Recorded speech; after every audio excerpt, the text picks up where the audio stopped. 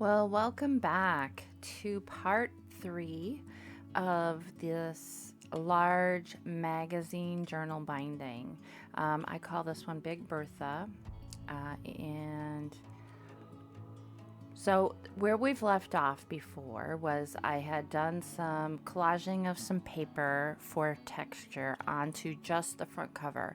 I have found that on the back cover of journals, I don't, especially something like this size, it'll be sitting on somebody's coffee table, I would imagine someday.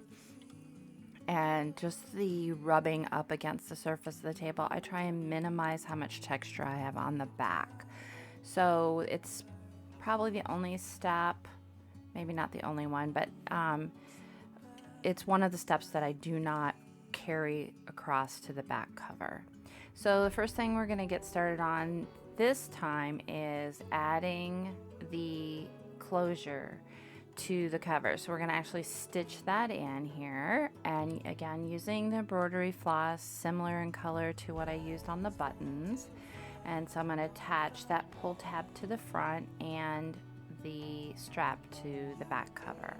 All I've got, so rise over my path, over my story. Show me which way to go, 'cause I don't know how to be sure.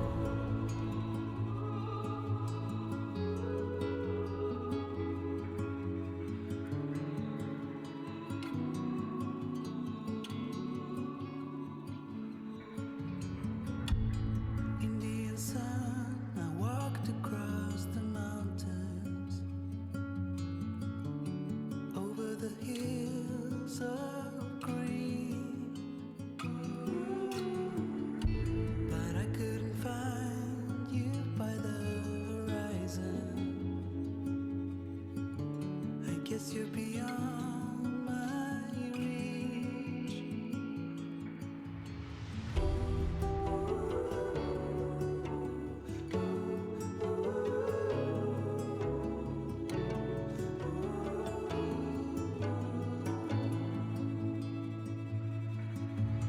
Nights falling too fast to know if I'm ready. Your gleam is all I've got, so rise over my path, over my story. Show me which way to go, 'cause I don't know how to be sure. I don't know how to be sure.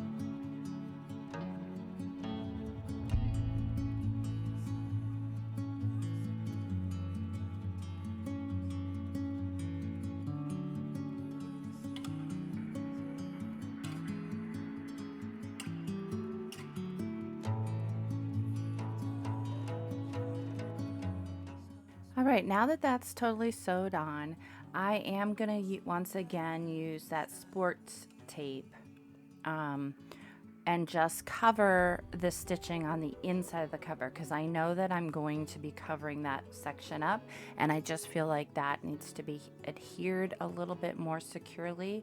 So this is actually something that I have used since this, again, for the sports tape. So it was handy for that and was very helpful. So I just I used some masking tape to hold the initial thread down, and then I went in with this sports tape to cover everything up.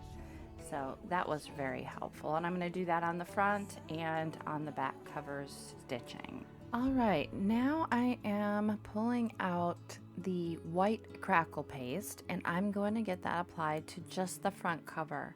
Now this Crackle paste, all Crackle paste really for that matter, need to dry naturally and not use your heat tool on it. You get better cracks that way. So I do let that happen, and then I'm gonna come in with some acrylic paint that I've watered down. I want it to go into the cracks and kind of highlight those, but I don't really want a lot sitting on the surface, and you'll see me just kind of playing that back and forth, applying it, pulling it up with a towel, reapplying it until I just get to a point where I like it.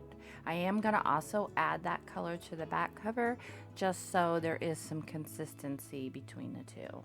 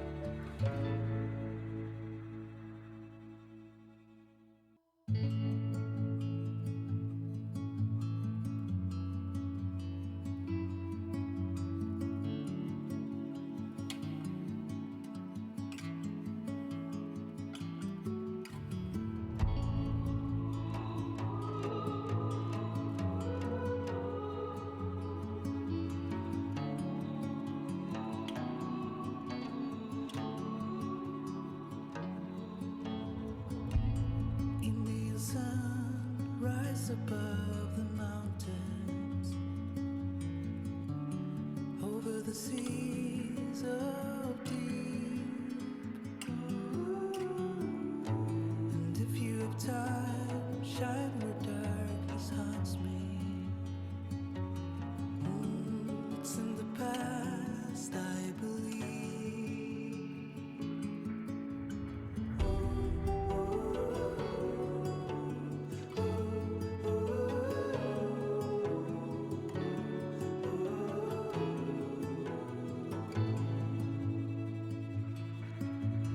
Nights falling too fast, I know if I'm ready. You're a gleam, it's all I've got, so rise over my path, over my store. Now that that burnt umber paint is dry, I am going to come in with a Stabilo all pencil and do some mark making. Now you're probably thinking, that's blue. You would be right, that is blue. I did choose something a little in opposition, if you would, not what you would normally put together with this purpley red.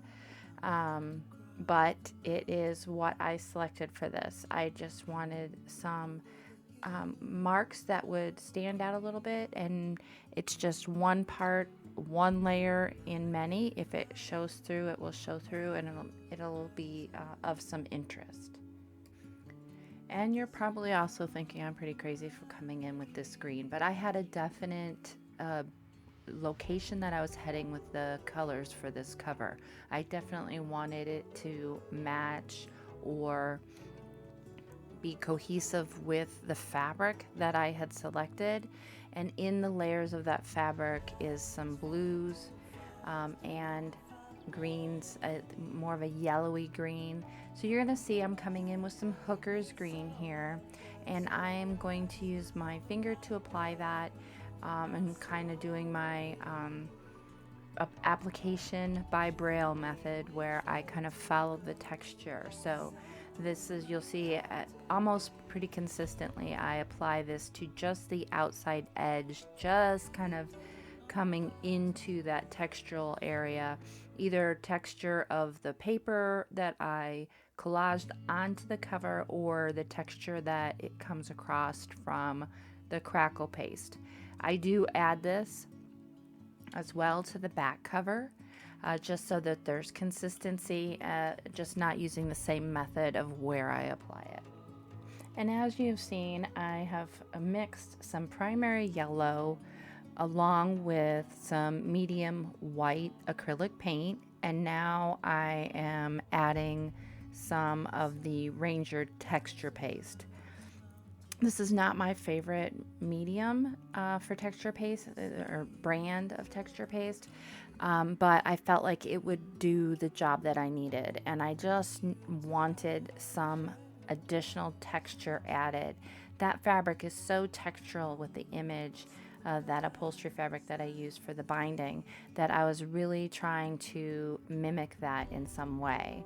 And so this is a yellowy green color almost. You'll see that I do add a little bit of that burnt umber into it here, and get that mixed up, and then I'm going to apply that with a palette knife and kind of skim over some of the texture that's already there with this. Now you're gonna see I am gonna apply this to the back cover as well.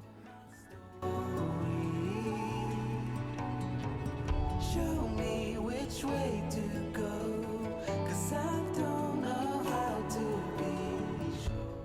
As I'm applying this to the back cover, I'm applying it very thin, whereas in the front cover I applied it with a little bit more thickness. And so you'll see that I'm not sure if you can actually tell that that's what I'm doing, but I am applying it much lighter than I did on the front cover, and that is because that back cover will get a lot of wear and tear on it, and I don't want it coming off.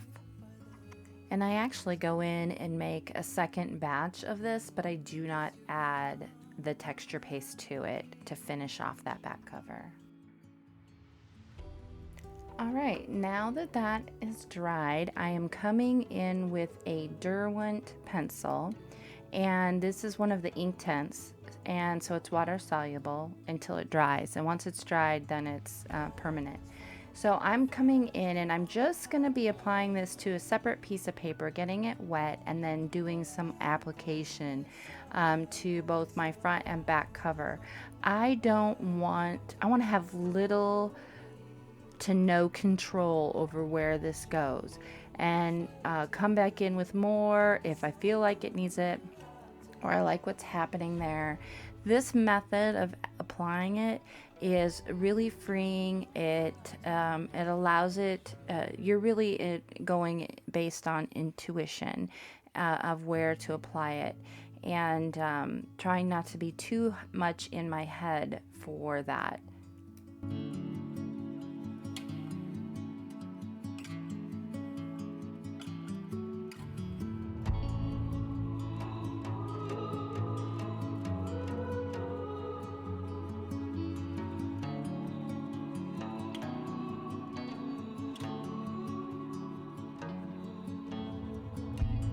Indian sun rise above the mountains, over the seas of deep. And if you have time, shine where darkness haunts me. It's in the past, I believe.